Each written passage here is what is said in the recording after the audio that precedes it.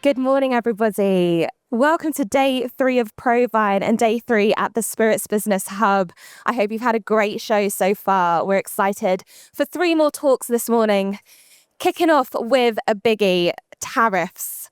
Tariff wars navigating the impact on transatlantic spirits trade, a massive talking point in the industry at the moment. And I'm delighted to have with us, to my far right, Jeff Diego, CEO and founder of Helmsman Imports, Drifter Spirits, and Patrick MacKenzie to the right of me, Director of International Business Development at Tennessee Distilling Group. And I am Melissa Kiley. I'm the Editor-in-Chief of the Spirits Business magazine. It's great to see so many of you here this morning. I think it's a testament to how significant this topic is. Yeah. It's a very interesting one and important one that we need to talk about. To give some context about the last time we saw tariffs impacting the industry, after President Donald Trump, during his first presidency, announced tariffs on steel and aluminium imports from the EU. The EU retaliated with 25% tariffs on American whiskey. This resulted in a major drop in exports of American whiskey to the EU. They fell by 20% with retaliatory tariffs. But after the suspension, they rebounded to a record high of 60% by 2023. That's data from the Distilled Spirits Council of the US. Just yesterday, global economic growth was downgraded by the Organization for Economic Cooperation and Development, which was directly attributed to these tariffs we're now talking about. The Organization for Economic Cooperation and Development said the developing trade war was set to drive up inflation, which means already high interest rates are set to stay higher for longer. 25% tariffs on Mexico and Canada has also been delayed for a second time since Trump took office again this year. It's now delayed until the 2nd of April. Jose Cuervo Tequila came out and predicted US tariffs would have an $80 million impact on its business in 2025 alone if that goes ahead. Just some stats for you there to kind of demonstrate the significance of the situation that we're seeing. Jeff and Patrick, I'm going to come to you both. We're going to start with your perception of the state of the industry at the moment and, your feelings about these potential tariffs that could come in. I don't know, Jeff, would you like to kick us off? Yeah. Good morning, everybody. Thanks for starting the day with the most challenging part of our business currently. I think we're past being concerned, right? So initially it was like we were concerned about the tariffs, and now we're in a state where we need to already implement strategic positioning in terms of like figuring out the best way to get your products in terms of like for us for the US, like there's a lot of people right now trying to like influx with inventory, and there's a lot of people that's trying to sort of like figure out a way to cut costs on raw materials, negotiate with suppliers, how to like have a better credit terms. I have one of my friends actually that's here today in the trade show. He's just going around talking to his suppliers, trying to negotiate for a better term, trying to negotiate for sort of like, can we, bring products to the US right now and put it in an FTZ area and try to like put it on bond, and at some point like, we can pay the taxes after. So I can see all these like challenges that like all these brands are encountering, and we have our own brands. We also deal with a lot of smaller brands, and I think the smaller brands are the most affected, I think, because one, they don't have money to upfront inventory, right? Like you don't have the cash flow, necessary cash flow.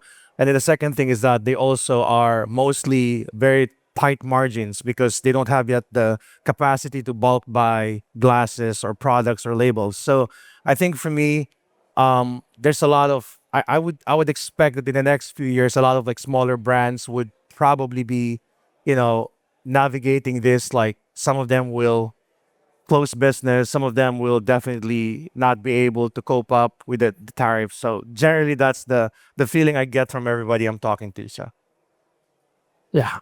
And to that, yeah. tariffs are a challenge for this industry. We suffered 2018 to 2022. The American spirits category in general has not had a particularly great time, especially when we talk about these EU retaliatory tariffs. The EU is a very large export market for American spirits. the world is a very large place. There are other markets to operate out of, but the EU is a primary market that this industry, the American spirits industry, will be suffering. It's tough to sit here and speculate on what will happen because, last week, the tariffs, these retaliatory tariffs were discussed of hitting March 31st, 2025. Now, a week ago, we heard it was getting moved up. Then not even 24 hours later, the administration said, well, we're going to retaliate with 200% tariffs. Then yesterday, the French prime minister is walking it all back. So, the last 3 days of the show, 2 days of the show, it's been tariffs, tariffs, tariffs, tariffs. That's all anybody has talked about. And just the threat of the tariffs alone can have a heavy impact on your business. So I'm excited to talk about this and to get into how to navigate this and share some of what you guys have to say. And just continuing from what you said there, just, the threat of the tariffs, that, the risk of them coming into effect is already having impacts on business. Can you go into a bit more detail about how you are already seeing that impact people? Yeah, so from our company does a lot of exporting. So a little bit about what I do in Tennessee Distilling Group. We are a very large, somewhat large contract manufacturer. Our business started in Australia, and that international focus was there from day one.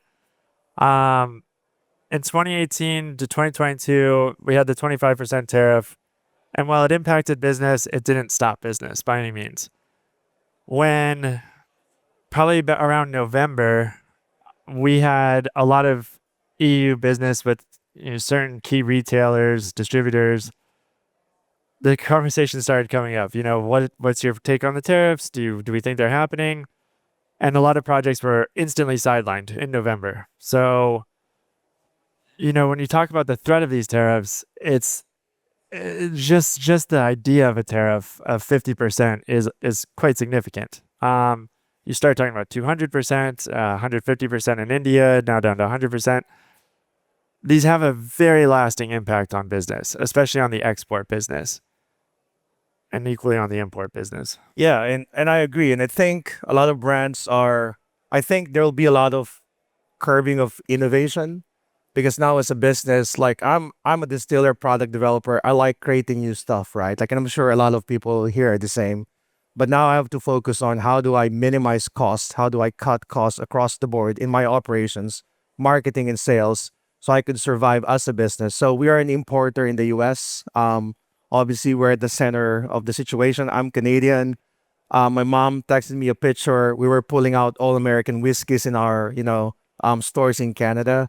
So I can see just the threat of that. Just like there's a lot of consumer effect in terms of like purchasing, in terms of like uncertainty, and with the current economic crisis as well, potentially, right? Like people are trying not to buy more. So in between people not buying more, in between brands not innovating, in between like people concerned, like brands that are worried about, if they need to price increase or not, like, which is obviously like not good for business. The feeling towards this is really, really just very, very, very like people are very fearful on the brand side, at least with the brands that we talk to. And then for the consumers, they're like, well, it's just the alcohol now. What's next, right? Like, this is obviously alcohol. That's where there's a lot of taxes, especially in the US, taxes like being collected from there. And so people are like worried not just about alcohol, because if alcohol is first, then what's next, right? I think that's a really good point to make, is the impact that we're also seeing it have on consumers as well, and consumer confidence going lower. And we know that it's already been difficult because everyone's facing rising costs, day-to-day living is more expensive. Yeah. And then to have all this uncertainty and the potential of, kind of creating this friction between two nations and products and all the rest of it, it does have such a knock-on effect throughout the supply chain. How difficult is it at the moment to do business when there is so much uncertainty? Because the threat is there. We keep hearing it's coming, but it hasn't happened yet. How difficult is it to navigate such a quick changing scenario? That's a very good question. It's very difficult in the sense that I think, sorry, let me phrase it in a way, right? For businesses, smart businesses, they are now implementing smart ideas on how to cut costs. So it creates like, your business becomes, you know, able to adapt to any change in the future. So I think it's good in that sense. Like right for now, for us, like we're negotiating on, our raw materials, our glasses. Is there a way to cut costs on labeling, on manpower, right? So is there a way for us to be able to cut cost on transportation or storage? Like, so now you're looking at your whole operation. So that's all good. I think every business should be able to adapt to any change, whether that's tariff, price increase, whether that's just, the nature of our business, right? But in the same way, there's a lot of threats on the existence of small businesses. And that's what I'm concerned about because a lot of small businesses, they operate on a very tight cash flow, right? So for you to pay upfront, especially if you import to the US, there's not a lot of like bonded warehouse in the US where you can store your products and pay the taxes in the future. So we're competing now. Everyone's trying. I mean, the conversation around my friends are like, "Oh, have you booked this warehouse? They have a bonded warehouse. Have you?" Because like now you can bring the products to the U.S., pay the taxes in the future, but we don't have a lot of warehouses. So a lot of small brands wouldn't have that like ability to negotiate on paying taxes in the future. So a lot of businesses, small businesses, will close down, I think. And that's a big threat for industry because that's where innovation comes from. And I'm worried about that mostly. I think the consumer pricing at some point, either consumers were either they have the money to buy or they will adjust or they will decrease consumption, right? But the worst thing about our industry is like when there's no innovation because the small brands are not able to innovate or not able to think new categories, new products. I think that's an existential problem for us because a lot of these brands that we see here in this hall, right, are very very innovative, right? So I wonder if that's going to happen in the next few years. So.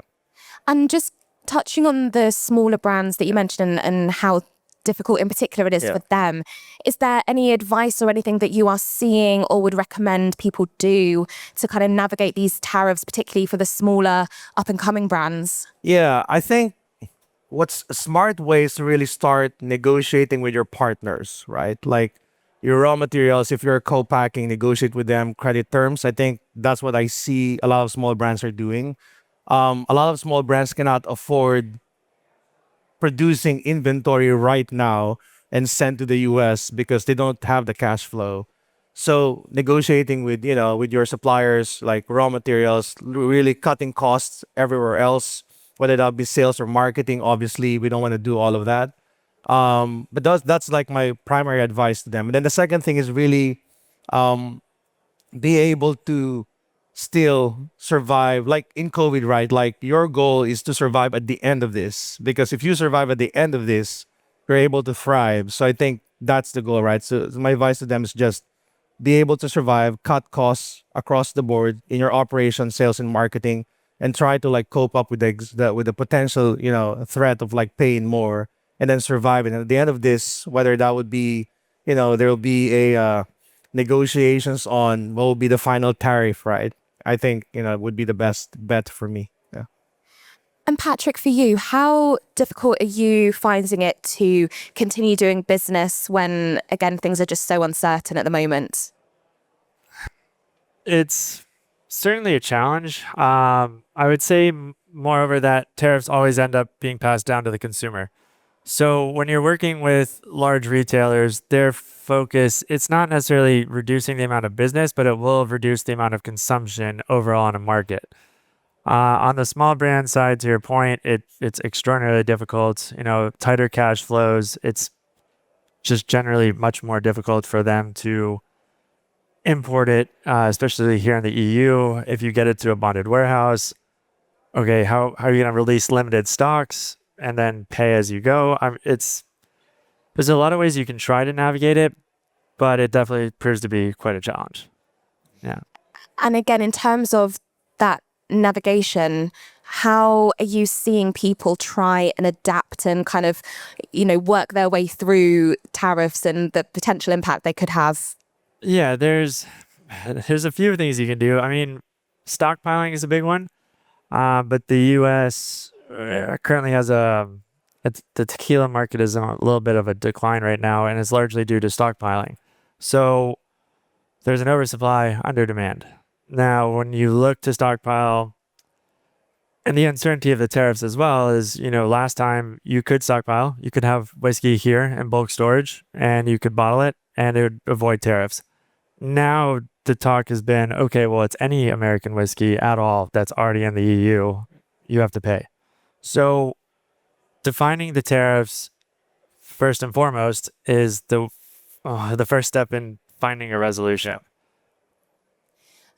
And Jeff, coming back to you, so as an importer, can you explain specifically for your business, how are you preparing for the potential impact of tariffs, and what is the impact that you are kind of envisioning, say it does go ahead? So for us, we've been heavily deep into strategic execution, right? As mentioned earlier, started negotiating with suppliers, started to see if there are some bulk items we can already buy and afford. And then at the same way, thinking through the possibility of a rollout of price increase, right? The thing about consumers is we all know this, like you can't price increase tomorrow, right? In the US, with distributors, some of them has a requirement to like give them like a 6 months lead time to do a price increase. So I think as a supplier, as an importer, we've been starting to like see, if this tariff comes in, we have a tequila brand, we have an cachaça, we have rum, we have chocolate liqueurs, even the price of cocoa has been going up. So we're trying to figure out like, if we do price increase, when would that be? And then what would be the effect on our bottom line? So I think all of it is really just being able to,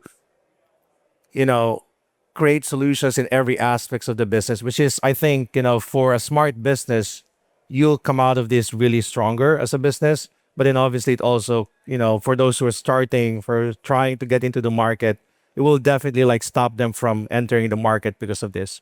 So that's like one side of like, how do we navigate this and how do I see moving forward? I think I'm seeing price increase across the board, which at some point, I don't know what will be the effect in a couple of, will it be like a year or 2 years, there will be a decrease in consumption as he mentioned. So I think would be a challenge. So now as a business, how do you now navigate decrease of revenue between your spending in the next 2 to 3 years? So I think I'm almost like encouraged that businesses are thinking about this now, because this is something that we have to think about anyways, regardless of tariff threats, right? But I think that it's good that every business is now having this sort of master class on how to navigate situations like this. So I hope that a lot of businesses will come out of this stronger. And if it does happen or does not, like businesses will be smarter, which I think is great for the industry. Yeah. And I mean, we found ourselves in a similar situation with tariffs before. In that previous period, Patrick, I wonder if you want to start, but were there any lessons that you learned or you feel we as an industry learned from that past experience that could perhaps help us to be better prepared this time around? We learned that tariffs hurt. Yeah. Were there any key takeaways? Nothing that's majorly helpful. You can go to your local government. We have an organization in the US called Discus. You can try to get your voice out there, but ultimately it is what it is. And we all just kind of have to take the punch and roll with it. But yeah, no, unfortunately. I think that's what makes it so hard is you are at the mercy of the government, right? And it's their decision. And you also, for a tariff trade war that to begin with has nothing to do with the spirits industry. And I think that's what's so frustrating across the sector is that it has nothing to do with spirits. And in terms of, you mentioned, speaking to trade bodies and speaking out about it. Do you think that collectively the industry needs to come out fighting a bit more or to speak up a bit more to kind of really get our voices heard of how damaging this will be? It certainly would not hurt. I think that, Discus probably had more they could have done to get us to a place where we could have avoided this. I think there's always room to voice your opinion more. I think the industry did come together pretty well to unite as a front, especially in the American whiskey industry. But there's always more we could be doing, without a doubt. How about you, Jeff? Do you think that we need to kind of speak up a bit more? I think we are already. I think we need a very influential representative of our industry to be able to talk to the politicians, I think is what it is. We have a lot of what he said, like bodies in the US where we negotiate, we lobby with Congress. I mean, there's even like emails going around to call your Congress and senator, right? Like every day if you can. But I think ultimately it needs to be somebody that's like very influential to create policies in politics, I think. And I don't know who that is. Like, to be honest, I read an article the other day, like one of the biggest suppliers in our industry is starting to like negotiate with some advisors of President Trump. And I'm like, that's great because we need somebody, to really speak to them directly. And I don't think I'm that. Like, I don't have that connection. And a lot of us here don't have that connection. So. And Jeffy, you have tequila in your portfolio as well. So, if the tariffs on Mexico come into play, that's going to have an impact as well. In terms of tequila specifically, what's the situation for you? And again, what are you doing to prepare? Yeah. So we all know tequila is the fastest growing category, right? And so when the U.S. says we might, implement a 25% tariff, it's murky because like we've been reading a couple of articles and some exceptions, and it seems like tequila should not be, part of the tariff because of USCMCA, like I guess like agreements, but that could change, right? So as a tequila brand, so in the beginning in January, we started sort of like stockpiling, right? Producing more and sending to the US. We have a couple of shipments in the next few weeks trying to push, to like bring them to the US, but that could only last. That's one. And then again, the second thing is like strategy and price increase. How do you price increase what is acceptable to your target market, to your current consumer? What is acceptable to your retailers, to your bars and restaurants to still make you, cocktailable or be used in a cocktail menu? So that's like one of the things that we're thinking. And then a lot of it is also trying to understand, manpower, right? Like logistics, cost, and just understanding the business as a whole. So I think, we're strategizing on all those fronts. But ultimately also like, on the Mexican side, we're also trying to be involved. I think it's easier your voices to be heard on that side more than on the US side. I think we have a lot of good connections, like talking to people, talking to politicians, and see if they can also like, tone down sort of like that negotiation with the US and be able to at least for a couple of months guarantee certain exemptions on tariffs. And if that works, at least we could, encourage everybody to stockpile a little bit, right? So, and then the last piece is a lot of like tequila brands are co-packing with a distillery in Mexico. So again, negotiating with your, distillery or co-packer to say, hey, can we get an extended credit term or credit line? And sometimes that happens, doesn't happen, but just attacking all fronts and you're able to sort of like have like a solution here, a solution there, and then all in all, it can make your business, it can help your business, cope up with the next few months of tariff situation. So. And Patrick, to you as well, you specialize in contract distilling at Tennessee Distilling. How is it different for you in terms of if these tariffs come into play? Can you explain a bit of how that would affect your kind of business? Yeah, absolutely. So when we look at tariffs on the contract distillation side, we're focused on export markets. So when the EU places a hypothetical 50% retaliatory tariff, that gets passed down to the EU consumer. So kind of circling back to the question you asked earlier about what could we be doing on the EU side, I'm not quite sure how much is being done to rally the EU government to advocate in favor of avoiding tariffs.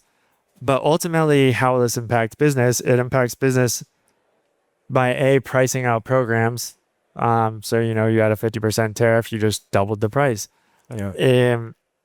So that's not necessarily going to kill the program, but it will be passed along to the consumer. Thus, the American whiskey has grown as a category here in the EU significantly over the last 4 years.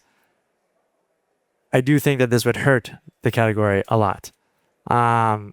It certainly won't kill business. You'll absolutely still see every big brand in stores, but you'll start to see an evaporation of the craft market. Yeah, it's kind of grim.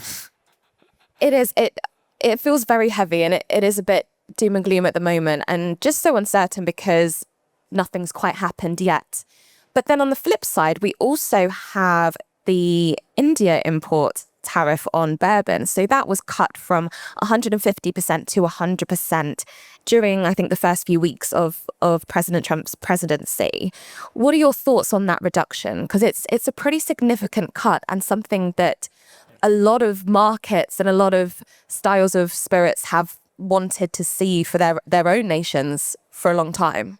Yeah, absolutely. I think this trade show is a great example of how that's already had a very positive impact. While 50% of 150% doesn't sound like much, it is quite significant. We are definitely seeing an increased demand from the American whiskey side of exports into India over the last 2 weeks than we have over years. Yeah, so it has had quite a great impact.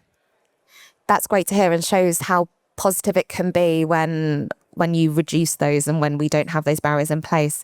What are your thoughts on it, Jeff? I advocate for small brands, and a lot of small brands are not able to quickly expand to India, right? Like we have a couple of brands here that are trying to expand in the EU market, and the general, idea is that if you expand in the market, you have to have the financial means to support the market, right? So the brands that we manage right now, although there's a couple of them that are bourbon, they're not able to just transition right away to be able to be distributed in India. Like it's just not within their radar. So I think, at least on my end, like the brands that I know and our brands, we're not expanding in that market. So it doesn't really affect us in a good or bad way. But I think it's a way for at least the bourbon community to be able to make margins where they can.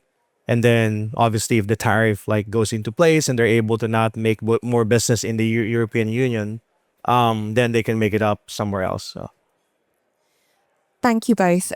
We're going to open the floor up to some questions. I'm sure people have things that they would like to ask. I will come to you with a microphone if there is anything you would like to ask our speakers. Thank you. You mentioned innovation suffering with the percentage tariffs. Do you think that will be also innovation in the American market would also suffer? Do you think it's a global thing, or do you think it will just be that innovation won't reach tariffed markets? I think it will be global. I think that as a small brand, or I still consider myself as a small brand business, now I'm not thinking about creating new flavors or creating new SKUs or creating another category, right? I'm just thinking about how can my existing brand survive the situation. So I think it's going to be global. And so that will be a shame, to be honest, because we thrive on innovation, right? In the past 5 years, we've seen a lot of products. You go around this hall, there's very interesting products. And so I think that will stop in the next 2 to 3 years. Yeah. So. Well, thank you all for joining. Thank you for your time and for your insights. We'll be around for a little while longer if you do want to come up and have anything that you would like to discuss further. As we've said, it's been a huge talking point here at the show. So we appreciate you coming out and to share your insights and advice with everyone. Please put your hands together for Jeff and for Patrick.